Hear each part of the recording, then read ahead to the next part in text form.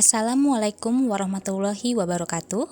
Perkenalkan, saya Dr. Adinda Nuramalia A, peserta Latsar CPNS golongan 3 Kabupaten Bengkalis. Pada kesempatan kali ini, saya akan membahas tentang manajemen ASN. Selamat menyaksikan.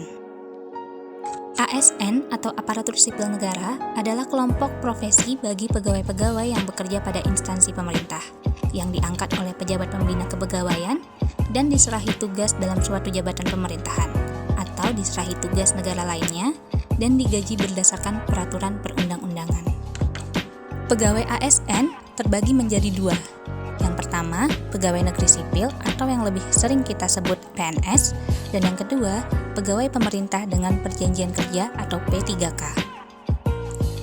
Pegawai negeri sipil atau PNS adalah warga negara Indonesia yang memenuhi syarat tertentu diangkat sebagai pegawai ASN secara tetap oleh pejabat pembina kepegawaian untuk menduduki jabatan pemerintahan serta memiliki nomor induk pegawai atau NIP secara nasional. Sedangkan pegawai pemerintah dengan perjanjian kerja atau P3K adalah warga negara Indonesia yang memenuhi syarat tertentu yang diangkat oleh pejabat pembina kepegawaian berdasarkan perjanjian kerja sesuai dengan kebutuhan instansi pemerintah untuk jangka waktu tertentu dalam rangka melaksanakan tugas pemerintahan. Dari kedua pengertian di atas, yang perlu diingat adalah tidak semua pegawai yang bekerja untuk pemerintah harus berstatus PNS, namun dapat berstatus sebagai pegawai kontrak dengan jangka waktu tertentu. Hal ini bertujuan untuk menciptakan budaya kerja baru, menumbuhkan suasana kompetensi di kalangan birokrasi yang berbasis pada kinerja. Selanjutnya kita masuk ke fungsi ASN. Menurut Undang-Undang Nomor 5 Tahun 2014 Pasal 10, ASN berfungsi yang pertama sebagai pelaksana kebijakan publik, yang kedua sebagai pelayan publik, dan yang ketiga sebagai perekat dan pemersatu bangsa. Selain itu, ASN juga berperan sebagai perencana, pelaksana, dan pengawas penyelenggaraan tugas umum pemerintahan dan pembangunan nasional melalui pelaksanaan kebijakan dan pelayanan publik yang profesional, bebas dari intervensi politik, serta bersih dari praktek korupsi, kolusi, dan nepotisme. Sebagai ASN, kita memiliki beberapa kewajiban. Yang pertama, setia dan taat pada Pancasila, Undang-Undang Dasar Negara Republik Indonesia tahun 1945, Negara Kesatuan Republik Indonesia dan Kesatuan Bangsa. Yang kedua, menjaga persatuan dan kesatuan bangsa. Yang ketiga, melaksanakan kebijakan yang dirumuskan pejabat pemerintah yang berwenang. Yang keempat, menaati ketentuan peraturan perundang-undangan. Yang kelima, melaksanakan tugas kedinasan dengan penuh pengabdian, kejujuran, kesadaran, dan tanggung jawab. Yang keenam, menunjukkan integritas dan keteladanan dalam sikap perilaku, ucapan, dan tindakan kepada setiap orang baik di dalam maupun di luar kedinasan.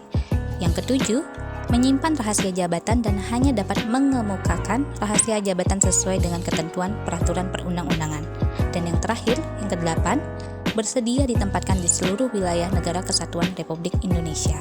Setelah kewajiban, muncullah hak ASN. Di sini ada perbedaan antara hak PNS dan hak P3K.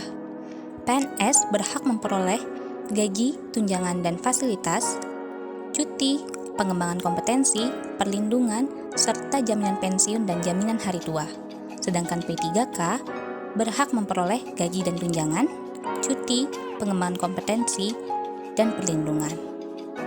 Perlindungan di sini yang dimaksud adalah berupa jaminan kesehatan, jaminan kecelakaan kerja, jaminan kematian, dan bantuan hukum. Selanjutnya kita masuk ke kode etik dan kode perilaku ASN. Secara singkatnya, kode etik ASN yang pertama adalah melaksanakan tugas dengan jujur, bertanggung jawab, dan berintegritas tinggi. Yang kedua, melaksanakan tugas dengan cermat dan disiplin. Yang ketiga, melayani dengan sikap hormat, sopan, dan tanpa tekanan. Yang keempat, melaksanakan tugas sesuai peraturan perundang-undangan. Yang kelima, melaksanakan perintah atasan. Yang keenam, menjaga rahasia kebijakan negara. Yang ketujuh, bertanggung jawab dalam penggunaan barang milik negara. Yang kedelapan, menjaga agar tidak terjadi konflik kepentingan. Yang kesembilan, memberikan informasi yang benar dan tidak sesat. Yang kesepuluh, tidak menyalahgunakan informasi intern negara, tugas, kekuasaan, status, ataupun jabatan. Yang ke-11, memegang teguh nilai dasar dan reputasi ASN. Yang ke-12, melaksanakan ketentuan mengenai disiplin PNS. Sekian materi manajemen ASN. Semoga bermanfaat dan terima kasih atas perhatiannya.